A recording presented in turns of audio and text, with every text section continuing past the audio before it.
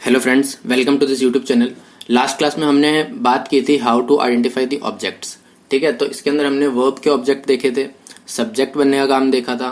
ठीक है, एक नाउन या प्रोनाउन का ऑब्जेक्ट बनने का काम देखा था, और साथ ही साथ में प्रेपोजिशनल ऑब्जेक्ट के बारे में भी हमने डिस्कस किया था।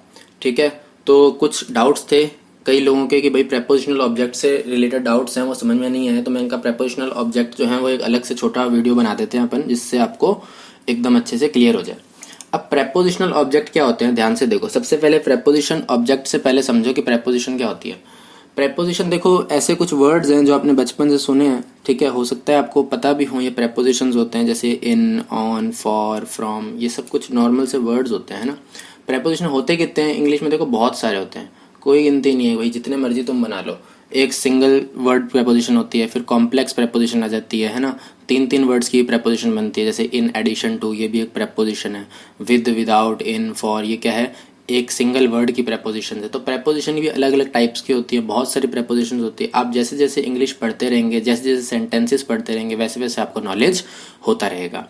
ठीक है, तो अब प्रेपोजिशन होती क्या है, देखो प्रेपोजिशन का काम क्या होता है एक सेंटेंस के अंदर। देखो, जैसे फॉर एग्जांपल मैंने एक सेंटेंस लिखा, आई बॉट अ बैग। ठीक है, मैंने ये सेंटेंस लिखा, आई बॉट अ बैग। अब एक बात बताओ, ये जो सेंटेंस है ये अपने आप में सही है ना, इसमें कोई प्रेपोजिशन नहीं आ रही, सही है। ठीक है, आई बॉट अ बैग एकदम सही सेंटेंस है कि भाई मैंने बैग खरीदा। अच्छा, अगर मैं इसमें ऐड कर दूं for Ram, I bought a bag for Ram, तो इसमें मैंने, अब ये सेंटेंस सही है क्या? हाँ भाई, सेंटेंस तो पहले भी सही था और सेंटेंस तो अब भी सही है, I bought a bag for Ram. अब ये जो फोर आया, ये क्या आया, हमने क्या यूज करी, हमने प्रेपोजिशन यूज करी। तो ये फोर प्रेपोजिशन ने किया क्या, ध्यान से समझो। फोर प्रेपोजिशन ने एक आपको इन्फॉर्मेशन ऐड कर दी, किसकी, कि भाई बैग तो खरीदा, किसके लिए खरीदा, राम के लिए खरीदा। दैट मीन्स जो जॉब होती है प्रेपोजिशन की, वो क्या होती है, एक सेंटेंस के अंदर इन्फॉर्मेशन को ऐड करना। ठीक है, मतलब सीधी सरल भाषा के अंदर बात करें कि प्रेपोजिशन का काम क्या होता है, प्रेपोजिशन की जॉब क्या होती है, तो हम ये बोलेंगे कि प्रेपोजिशन की जॉब जो होती है वो सेंटेंस के अंदर इन्फॉर्मेशन को ऐड करती है। क्लियर? फर्स्ट सेंटेंस देखो, लिखा हुआ Virat place cricket for India. अब इसके अंदर अगर हम इतना लिखते हैं विराट प्लेस क्रिकेट, तब भी सेंटेंस सही होता ना, बिल्कुल सही होता, भाई विराट क्रिकेट खेलता है। लेकिन हमने लिखा Virat place cricket for India, तो यहाँ पर जो फॉर है ये हमारी क्या है, प्रेपोजिशन है। इस फोर प्रेपोजिशन ने क्या काम किया, इस फोर प्रेपोजिशन ने काम किया एक सेंटेंस के अंदर इन्फॉर्मेशन ऐड करने का, कि भाई जो विराट है वो इंडिया के लिए खेलता है। ठीक है, अब प्रेपोजिशन के बाद यहाँ पर क्या लिखा हुआ है सेंटेंस के अंदर, नाउन लिखा हुआ है ना। एक इंडिया क्या है, कंट्री का नाम है, नाउन है। प्रेपोजिशन के बाद आने वाले नाउन या प्रोनाउन होते हैं, और कुछ नहीं होता। अच्छा, प्रूफ करेंगे इसको, देखो मान लो यहाँ पर इंडिया नहीं लिखते, ठीक है, यहाँ पर हम नाउन नहीं लिखते, हम यहाँ पे कुछ और लिख देते हैं, हम लिख देते हैं फॉर स्ट्रॉन्ग, ये लिख देते हैं। सेंटेंस सही है क्या? Virat place cricket for strong, बताओ सही है या नहीं है? नहीं है, सही, गलत है। रीजन क्या है भाई? तुम्हें ये तो पता है कि ये सेंटेंस गलत है, लेकिन इसका रीजन क्या है ये नहीं जानते तुम। अब वो रीजन के लिए हम इंग्लिश पढ़ रहे हैं, अगर ये रीजन नहीं जानेंगे तो आगे हम रूल्स को समझ नहीं पाएंगे। ठीक है, तो अब ये स्ट्रॉन्ग क्यों नहीं आ सकता यहाँ पे, इस बात को समझो। स्ट्रॉन्ग जो होता है वो क्या होता है, एक एडजेक्टिव होता है। एडजेक्टिव कौन होते हैं, जिनकी 3 डिग्री चलती है, फॉर्म नहीं डिग्री। वर्ब की तो 3 फॉर्म्स चलती है, एडजेक्टिव की 3 डिग्री चलती है, स्ट्रॉन्ग, स्ट्रॉन्गर, स्ट्रॉन्गेस्ट। ठीक है, ये एडजेक्टिव की इस तरह से डिग्री चलती है, जिसकी 3 डिग्री चले वो क्या होगा, एडजेक्टिव होगा, या फिर जो नाउन या प्रोनाउन को क्वालिफाई करते हैं। अभी एडजेक्टिव पढ़ेंगे अपन आने वाली वीडियोस के अंदर। ठीक है, तो ये स्ट्रॉन्ग क्या है, एक एडजेक्टिव है। अब एडजेक्टिव यहाँ पर नहीं आ सकता, क्यों नहीं आ सकता? स्ट्रॉन्ग क्या है, एक एडजेक्टिव है, और ये फॉर क्या है, एक प्रेपोजिशन है। प्रेपोजिशन के बाद कभी भी एडजेक्टिव नहीं आ सकता। प्रेपोजिशन के बाद क्या आते हैं, हमेशा नाउन या फिर प्रोनाउन ही आते हैं। ये चीज आपको याद रखनी है हमेशा। ठीक है, हमेशा याद रखनी है कि प्रेपोजिशन के बाद आने वाले नाउन या प्रोनाउन प्रेपोजिशन के ऑब्जेक्ट बनेंगे, और प्रेपोजिशन के बाद प्रेपोजिशन के ऑब्जेक्ट आते हैं, और प्रेपोजिशन का ऑब्जेक्ट बनने का काम नाउन या प्रोनाउन करते हैं। ये बात आपको याद रखनी है। तो यहाँ पर तो ये प्रेपोजिशन था, प्रेपोजिशन के बाद यहाँ पे एडजेक्टिव लिख दिया, इसलिए ये गलत है। ठीक है, अब तुम्हें तो लग रहा हो कि भाई सेंटेंस सही नहीं है, सेट नहीं बैठ रहा, इसलिए हटा दो, लेकिन उसका रीजन भी जानो ना, वो रीजन क्या है, गलत क्यों है।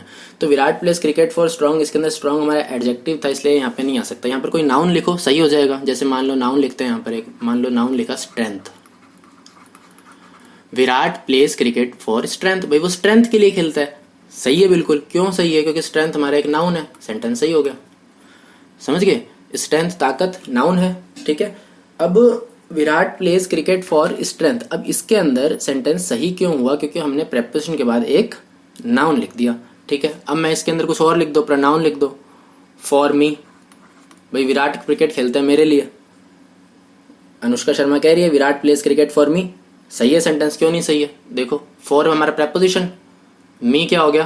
प्रेपोजिशन का ऑब्जेक्ट, ऑब्जेक्ट बनने का काम कौन करता है? नाउन या फिर प्रोनाउन। मी क्या होता है? हमारा प्रोनाउन होता है। सही हो गया सेंटेंस, क्या दिक्कत है? कोई दिक्कत नहीं है। समझ गए? तो प्रेपोजिशन के बाद हमेशा प्रेपोजिशन के ऑब्जेक्ट आएंगे और ऑब्जेक्ट नाउन या फिर प्रोनाउन ही बनेंगे।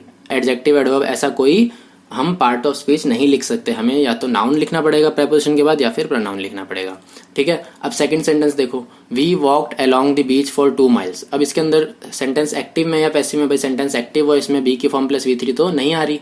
अगर सेंटेंस एक्टिव वॉइस के अंदर है तो वॉक्ड क्या हो गया? हमारा वर्ब होगी, ठीक है। सब्जेक्ट क्या होगा? डूअर होगा। वी हमारा डूअर है तो ये हमारा क्या बनेगा? सब्जेक्ट बनेगा। क्लियर? अलोंग क्या होता है? अलोंग होती है प्रेपोजिशन। अब तुम्हें अगर ये लग रहा हो कि भाई अलोंग प्रेपोजिशन होती है तो हमें पता ही नहीं था, अब तो पता चल गया। अब ध्यान रखो, ठीक है। ऐसे बहुत सारे वर्ड्स होते हैं जो आपको नहीं पता हो, जैसे फॉर एग्जांपल आपने ये वर्ड सुना होगा PER, पर, ये भी प्रेपोजिशन होता है। अब आपको पता ही नहीं है पर प्रेपोजिशन होता है, यूज तो आप करते हो ना, बचपन में करते थे। The cost per pen is ₹10, काफ़ी बार देखा है हमने, बुक्स के अंदर भी सेंटेंसेस लिखे होते हैं, तो ये पर प्रेपोजिशन होता है, ठीक है। तो लेकिन ऐसे बहुत सारे प्रेपोजिशन होते हैं जो आपको नहीं पता, ठीक है। बिटवीन प्रेपोजिशन होता है, और अबव, अप, डाउन, ये भी प्रेपोजिशन होते हैं। विदाउट, विद, ये भी प्रेपोजिशन है। तो बहुत सारे ऐसे प्रेपोजिशन होते हैं जो आपको नहीं पता होंगे। कुछ प्रेपोजिशन होंगे जो आपको पता होंगे, जैसे इन, ऑन, ऑफ, फ्रॉम, ये सब कॉमन प्रेपोजिशन है जो आपने पढ़ रखे हैं, ठीक है, जिनको बहुत फ्रीक्वेंटली पढ़ रखे हैं आपने, इसलिए आपको वो प्रेपोजिशन समझ में आ जाएंगे। और कुछ प्रेपोजिशन ऐसे हैं जो आपने फ्रीक्वेंटली नहीं पढ़ रखे, है ना। अगर वो नहीं पढ़ रखे तो सिंपल सी बात है, धीरे धीरे समझ में आ जाएंगे। जैसे जैसे आप सेंटेंस देखोगे, जैसे जैसे आप प्रेपोजिशन को सुनोगे, वैसे वैसे वो प्रेपोजिशन आगे से समझ में आने लग जाएगी। अब अलोंग मैंने बता दिया यहाँ पर प्रेपोजिशन है, तो आगे कभी आएगा अलोंग वर्ड तो याद रखना ना कि प्रेपोजिशन होता है अलोंग, ठीक है। द क्या है? ए एंड द आर्टिकल होते हैं, तो द हमारा आर्टिकल हो गया।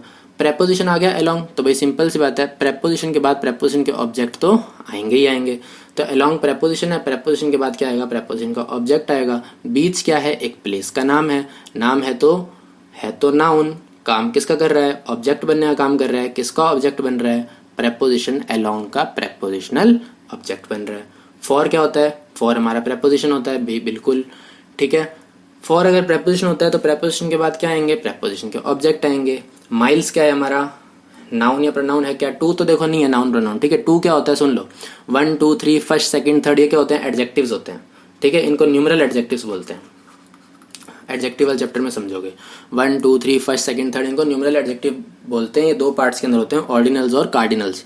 ये अपन एडजेक्टिव के चैप्टर में समझेंगे, ठीक है। तो अभी का सिर्फ अभी यही याद रखो कि A2 जो है ये क्या है? एडजेक्टिव है। फॉर प्रेपोजिशन है, प्रेपोजिशन के बाद प्रेपोजिशन के ऑब्जेक्ट आएंगे, तो ये माइल्स क्या है? प्रेपोजिशन का ऑब्जेक्ट बनेगा। क्यों बनेगा भाई? देखो माइल्स क्या होता है? 1.608 किलोमीटर होते हैं, ठीक है।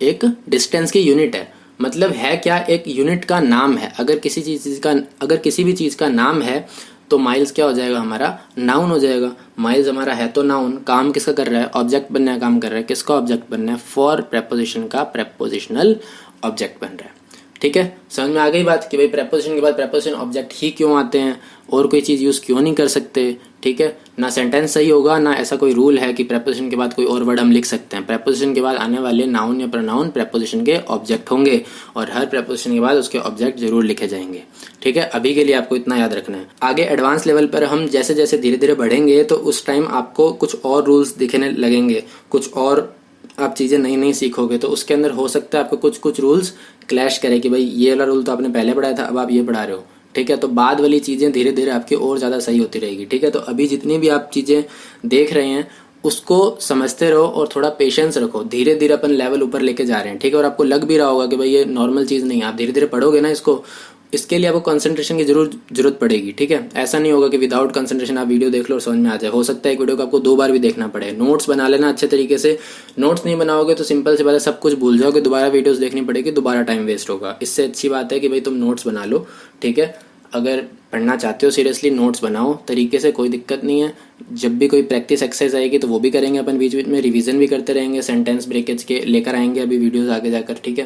तो बस वही बात है, बने रहो और पेशेंस रखो। पेशेंस रखोगे, 15-20 वीडियो 30 वीडियो तक पहुंचोगे, तब जाकर कुछ नॉलेज ऐसा आएगा जो बाकियों से थोड़ा अलग होएगा, और 30 दिन बाद तुम ये फील करोगे कि तुमने क्या सीखा है, ठीक है। अभी तुम्हें ये फीलिंग नहीं आएगी, अभी तुम्हें 20-30 दिन बाद आएगी ये फीलिंग कि तुमने क्या सीखा है, ठीक है। तो बने रहो, थोड़ा पेशेंस रखो और कंसंट्रेशन लेवल के साथ देखा करो। जब भी कोई वीडियो देखो तो थोड़ा सा अलग बैठ जाया करो, और कोई भी डाउट वगैरह हो, कुछ भी हो तो कमेंट्स के अंदर लिख दिया करो, मैं वहाँ पे रिप्लाई कर लूंगा, या देखकर वीडियो के अंदर रिप्लाई कर दूंगा, जैसे भी होगा, ठीक है। सो मिलते हैं नेक्स्ट वीडियो के अंदर। Till then take care, good bye.